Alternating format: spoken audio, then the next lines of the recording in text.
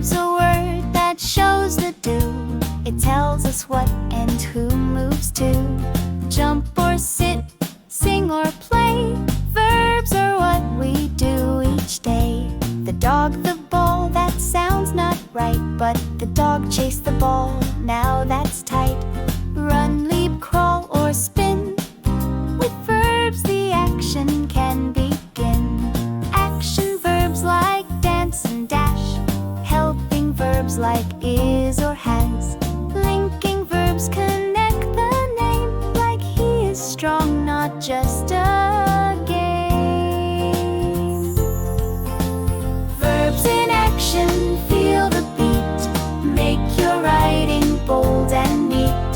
Show us how the people move. Verbs give stories their own groove. Stroll or race, glide or zoom. Verbs decide the pace and boom. Laugh or cry, whisper or shout.